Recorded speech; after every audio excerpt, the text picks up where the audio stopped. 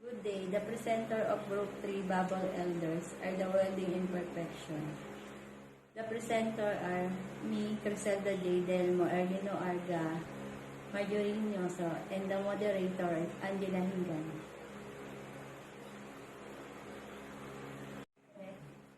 The weld discontinuity. A weld discontinuity is also known as weld imperfection. Is any interruption in the normal flow of the structure in weldment process. This could be either the weld metal, commonly defects. This welding imperfection is the groove formation at the weld tube, reducing the cross-sectional thickness of the base of the metal. The result is the weakened weld in workpiece.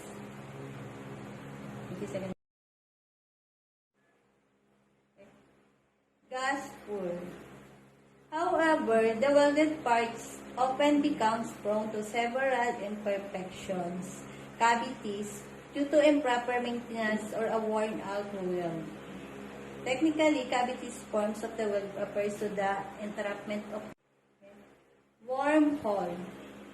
Wormholes are tabular or elongated cavities which are formed due to the trapped gas in the process of solidification. Generally, wormholes form in a group or individual.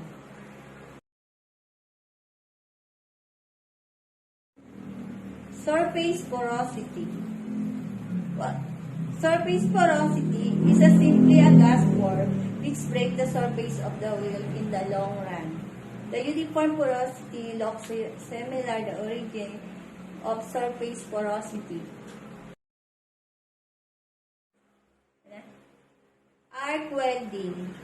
Welding slag is a form of a slag. Our bare truss material produced as a byproduct of some arc welding processes. Most especially shielded metal arc welding, also known as stick welding. Any unacceptable deviation with respect to set technical and design requirements in the welding process is called welding defects.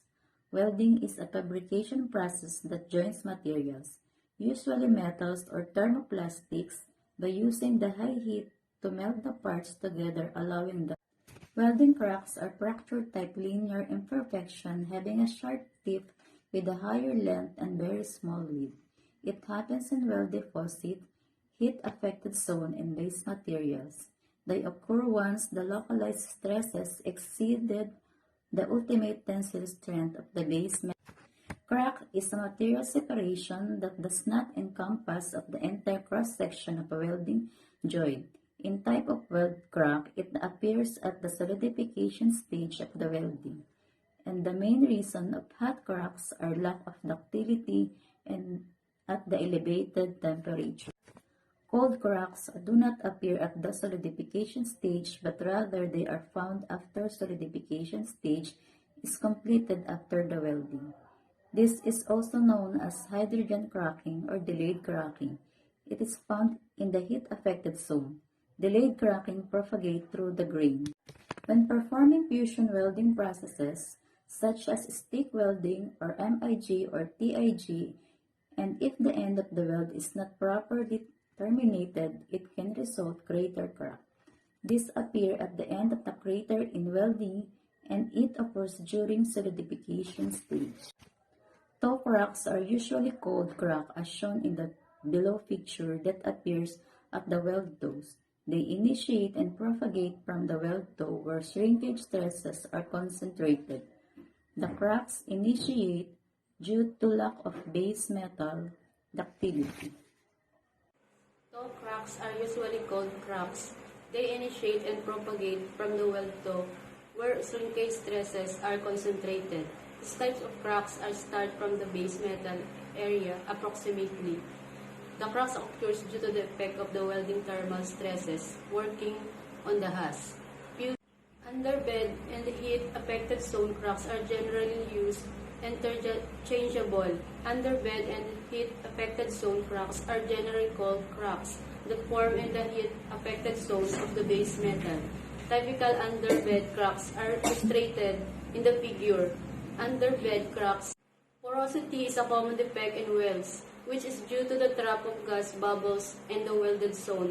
Sometimes, due to the inefficient technique of welding gas, pores are created, which and the weakness of the welded part, both strength-wise and appearance-wise.